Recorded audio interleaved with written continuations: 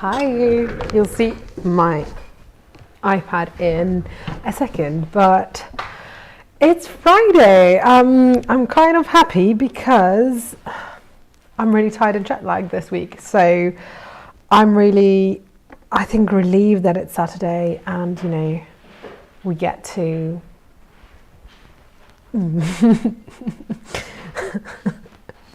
just relax. I think that's the way. iPad now? Yeah. Yes, that. So today is Friday, and as some of you know who have already been here, on Fridays we do a news roundup of what's happened in the art world and what are the most relevant news from this space. And today it's not going to be any different. So for any one of you who's new, welcome. My name is Joy. I'm an art jeweler. And I'm hosting this art club called the Art Break Club because every day we take a 30-minute break where we talk about arts and crafts and we practice together and we talk about art concepts together, art philosophy together, and we check out documentaries. So, and as a segue into that, I wanted to remind you that on Monday we're going to discuss Basquiat documentary. It's called Boom the Teenage Years, and I'm gonna link it below this video so you can see it and we can all comment on it together on Monday. So don't forget about it. That being said, let's get into it. So I'm gonna start with the smaller news so that we can go on talking about the big banana and bananas news that has been the talk of the week, unfortunately, in my humble opinion. So let's talk about this. I think it's really important to talk about how art is an expression of political views and what is happening in the world. So I was really sorry to hear that the repression of the Chinese government on Hong Kong is, I knew that it was continuing, but I was really sorry to hear that it's they're getting artists again. That was quite obvious if you know any of the political history between any kind of artist, well, not all of them, but many artists, and how they could be politically relevant. But I think it's very sad that we see it happening in real time and can't do anything about it. This is obviously, Hong Kong situation is not obviously the most dramatic that's happening in the world, but it's just another one of them, not very democratic or free instances when we are losing the work of artists because of politics, and I think that's a pity. So anyhow, I'll link all these articles below, so if you want to read these articles, are going to be linked below. So going on this thread, I wanted I'm sorry for that, but I wanted to go on with this idea and this fact because it has happened that the German museum in Munich gave back one Greek head to Greece. I think this is one of those problematic subjects that it's really interesting how it's being tackled. So in this case, they studied the head and they didn't find any substantial documents stating how it was acquired. And so they decided to give it back to the Greek government. They analyzed the material, which was confirmed that the marble originated from Thasos, and so they decided to give it back to Greece. It was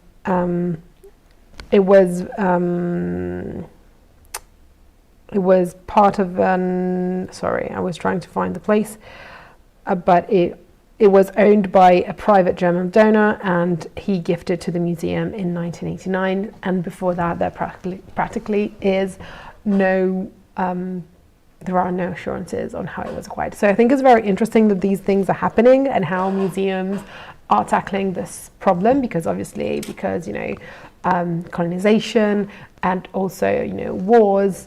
I think it's very interesting to see how if things are going to go back, if they should go back, what happened, what's going to happen now to these artifacts, how they're going to be portrayed. The way we interpret art depends on how also museums show it to us, and how the history of those pieces of art is written. So I think it's really interesting to see it shape our future way of interpreting this art. So I think that's super interesting. And going on, so switching to exhibitions, the exhibition that I wanted to talk about today is the Met's exhibition Flight into Egypt, and it will be open until the 17th of February. I was in New York last week, but unfortunately I didn't manage to go to the Met because I had just basically one afternoon there, and so we need to go to Salon New York for business reasons, so unfortunately we didn't manage to go and see this exhibition. But if you are in New York around, I think it's very interesting. It's basically a view of how Black artists interpret ancient Egypt, and from 1876 up till now. I think it's very interesting the way ancient Egypt has been interpreted, because ancient Egypt culture has overwhelmingly been considered one of those incredibly cultured, aesthetic and high, if that's how we want to call it, cultures. And so there has been certain kind of appropriation of that culture in different aspects, from movies to how it has been portrayed in history books and all of that. So I think this is a really interesting exhibition because it's a point of view that hasn't been shown before.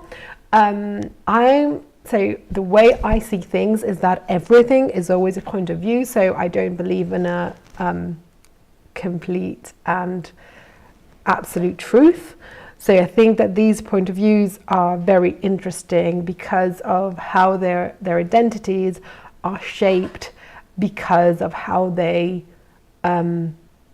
see Egyptians as Africans.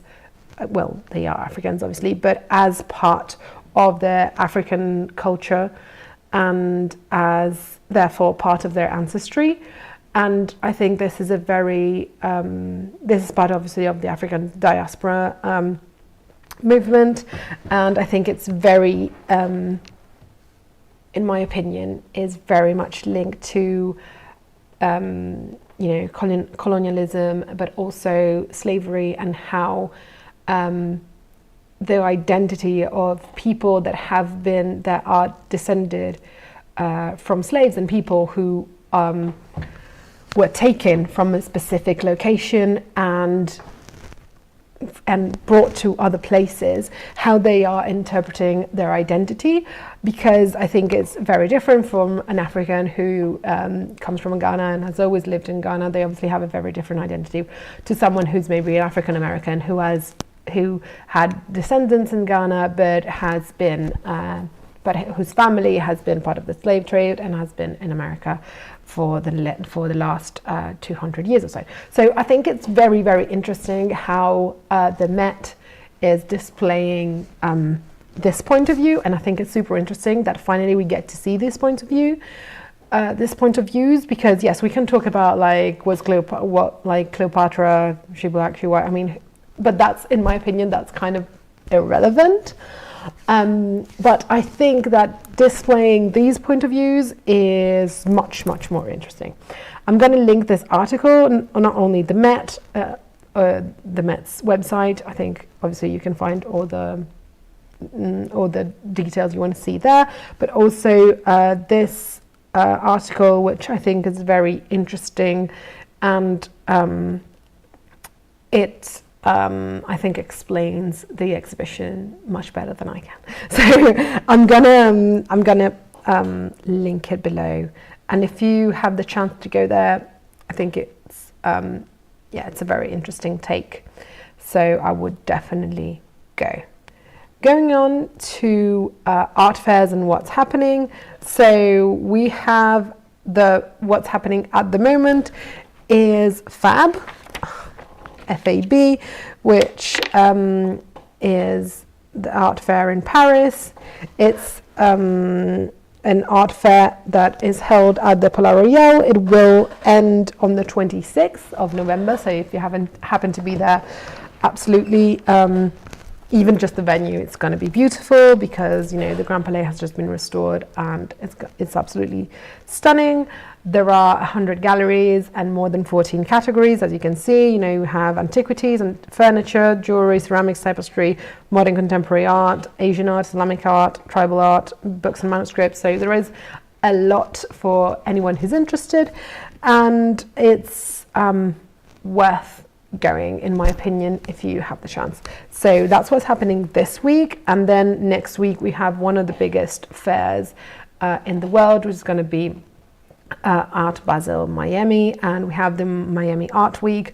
So we have also Art Miami, and we have Design Miami. You can see here like Nada Miami, Red Dot Miami, Aqua Art Miami, Untitled Art Miami Beach, Ink Miami Art Fair, Spectrum Miami. So we have many. Art Basel Miami is going to start on the 8th and end of the 10th, and on the 10th, which is my birthday, by the way. I just threw that in there. I just wanted to say it. And Art Miami is going to start on the 3rd. So if you happen to be in Miami, this is the most exciting week to be in Miami probably in the whole year. So if you happen to be there, there are going to be a lot of venues that are going to be showcasing different kinds of art, and also so many like experiences, concerts, lectures, anything that is around art, collectors, art lovers, all of that. So if you happen to be in Miami, you can pull yourself up. If you're in the US, I think you need a little bit of art. So if you happen to be in Miami, I think it's always a great experience to witness this. So going close to what I really would like to talk about, but I didn't want to spend the 30 minutes talking about it, so that's why I left it as last thing. Last week we had some very interesting auctions. So the first one I want to talk about is this Monet Water Lilies. It sold for 65.5 million after a 17-minute bidding war. So apparently that was like really exciting. It was part of the Seidel Miller's collection, and I think this is just a side note. This is just my opinion, and it's just a side note, but I think it's quite sad that basically she died last year, and then all her art, I don't know how much of her art honestly was sold, but I mean a lot of her art was sold. I think that's quite sad, because I think that most of the pieces that were there were quite lovely. So there was absolutely a good eye there, and that decided that chose certain pieces, and I'm sorry that got like dispersed and divided at this auction. So I'm sorry that this was sold. Also, I'm a bit basic in my art loving subject. So Monet was my first major art love artist I loved thoroughly with my whole heart, and the Water Lilies especially, I think, are some of his most delicious paintings. I would love to just look at them every day, all day. So I'm sorry that this is going to go to a private collection, even if I know that we have more than enough in different museums. He painted more than 250 versions of the Water Lilies. So, I mean, We do have enough. But I still think that it's a pity that only the person who had 65 million to buy it can now see it. So the other two pieces that were really interesting were this La Grande Dame by Leonora Carrington. It was made in the 1950s. I think this surrealist sculpture is really, really interesting. It sold for 11 millions, if I'm not wrong, 11.4 millions. And then we had this Tiffany's stained windows, which they have a couple at the Met, and I think they are absolutely stunning. I think some of the Tiffany's glass work looks a bit too much for my opinion, for my taste. But I think these stained glass windows are actually exquisite. So this fetched, I think, 12 million or something like that. And is, again, I'm just sorry that somebody is going to get to see it every day while the rest of us can't. But, you know, that's just private auctions, which I don't want to talk about the whole system. So now that we have our last 10 minutes, we need to talk about the banana. We need to talk about it. Because I think many people, and I'm kind of one of them, think of it as a joke because it kind of is. So for those who don't know, last week there was an auction at Sotheby's, and they auctioned this banana, which is a banana that was bought 30 minutes before the auction in front of Sotheby's, and was duct taped with a normal piece of duct tape to the wall, and later sold for 6.2 million to Justin Sun, who is a cryptocurrency mogul person, I don't know. And he said in his statement that he's going to eat it once he received it. So this piece of art, and I mean, the New York Times says, compares it to Duchamp's what's the name? I don't know it in Fountain. It's called Fountain, but it's a urinal. Sorry, the word urinal wasn't coming to my head. Anyway, and the idea behind them both is that it's a criticism of art and the fact that if you're good enough, you can basically sell as art anything, and people are going to buy it. So it's this very, I think, fine line between criticism and still being a joke. So I personally don't, at this point, I don't appreciate it. The first time I understand the criticism, I understand why it was done, I understand all of that. And it makes sense. It has a point, it makes sense. But then when artists start to really make a lot of money out of it themselves, and pushing it as art just to make fun of the system, I think, I'm not saying they shouldn't get the money, and I think it's unfair that Sotheby's gets 6.2 million, while Catalan, who originated with this idea, did only between 120 and 150,000. So I don't think that's right, but we can talk about that in another moment. But I do think that in this way they are playing within the system and they're not really changing the system. So usually when you do a criticism of the system is because you want to change the system and you think the system has a problem. And I don't feel like this is changing anything. You know, you have these cryptocurrency people, like crypto entrepreneur, who is going to personally eat the banana as part of this unique artistic experience. And people can tell me that I don't get the point, but that's not the truth. It's not that I don't get the point. Is that the point is that the point doesn't exist.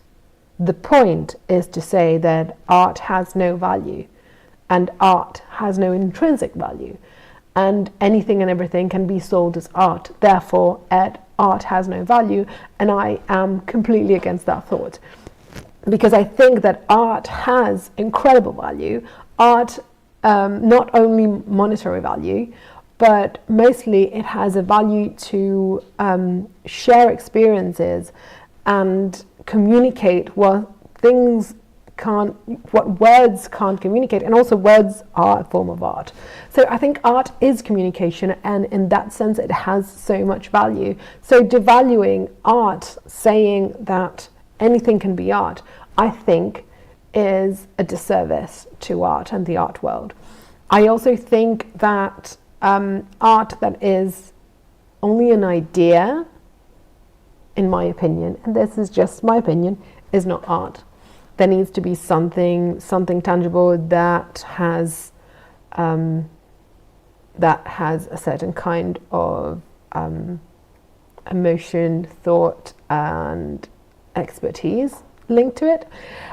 What you get when you buy this this banana is actually 14 pages.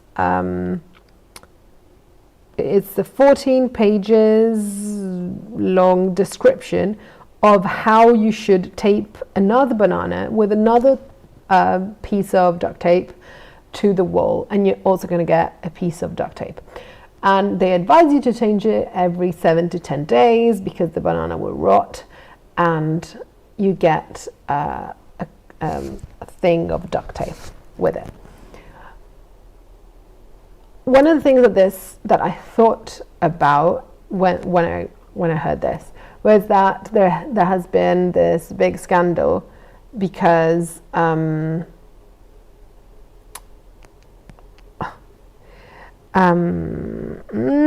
wanted to say his name too quickly now. It's on the tip of my tongue and I can't remember it. Anyway, the fact that the idea is more important than art, I think, is problematic, and this is, I think, a definition of how problematic it is, because it gets a lot of attention. We can talk about it, and I understand that the idea behind it is actually the fact that we can talk about it. But as I said before, I don't think it's addressing the real issue here, which is that we don't teach critical thinking to people, and we don't teach art history to people, and we don't understand art history, and we don't understand what things make each other, feel things or move things, or why some pieces of art resonate with some people and not with others, why some pieces of art just resonate, why they stand the test of time, why are they so relevant. And I do think that it has been gate-kept for a long time, and that it's a problem in and of itself. But instead of reforming what we should reform so that we can all access the art world and have a better understanding of those people who really have the gift of communication and can really make us see things and think things, we're just making a big spectacle out of it, and I honestly don't agree with it. So I don't know if any of you agrees with anything I said. I'm just going to check comments and stuff like that because I haven't checked them, so I'm sorry. But I'm going to link this below. I think it's a quite interesting article. It's nothing groundbreaking, honestly. And I think he did it most of all for the attention, which it's fine. But again, in the article they say that they are doing it to enter the museum world and the collector's world, which obviously is very, very closed. and it's the museum boards, all of that. There is actually another one of the, because this is not even the only piece. It's 3 pieces. So it's 3 bananas with 3 identical 14 pages instructions of how to tape a banana to the wall. And one of them is actually at the Guggenheim because an anonymous donor donated it to the Guggenheim. So I'd really like to know your opinion on this, because I think it's very, it's reductive to say things like, oh, I could have done it, because that's the point of the artwork, is that it doesn't have any value. That's the point of it. It was the point of the urinal. That's the point. It has no inherent value, and we are giving it value because it's a piece of art. But I don't think that a piece of art doesn't have inherent value. I think it should have value. The best question would be, who decides how much value it has? Because if we decide that it's experts, then we have to define who those experts are and what kind of biases they have. While if we decide that it's everyone, it's the whole community, then we're going to accept that art is just going to be popular, because it's not going to be something, it's going to be just the most easy and recognizable, digestible part. Which is not, I'm not saying that pop art or pop music, pop whatever is a bad thing. I love it and I listen to it and I take part in it. I'm just saying that I think we kind of need both, because we need both what is recognized as something worthy by every one of us, and it is worthy because it resonates with many people and it has value for that reason. But I also think that we should have experts that are looking for specific things that define artworks. So I think we should have a mixture of both. That's just my humble opinion, but I'd like to know your opinion on it and what you think. What did you think about the actual banana? I just read that Justin Sun amassed a collection, and which includes Giacometti sculpture and a Picasso. So I'm really, really envious about that, especially about the Giacometti sculpture. I'm a big fan of Giacometti. His futuristic sculptures are absolutely stunning. So kind of hate it that it's in a private collector's space now and it's not in a museum. But, I already said that for every other work of art that was in the auction. So that's just what it is, unfortunately. Anyway, so this has been our 30 minutes. I would like to know your opinion on especially the banana, but also like what you think about the Greek head that was returned to and the fact that artists are and can be activists, and they have been both defined as such, but also imprisoned as such. And what can we do about it? So, if you're in London, if you're in New York or Miami, you'll have a nice week. And if I missed any kind of fair or exhibition from any other place in the world, please let me know, because I would be really interested to broaden my horizons, because the news that I'm getting that are in English or Italian and that I can read easily are mostly based in the Western, it's Europe or the US basically, and I would really like to see what's happening in the rest of the world. So if you have those, if you know where I can find those news, that would be amazing. And I hope you have a wonderful, wonderful weekend, and I'll see you all on Monday. Bye.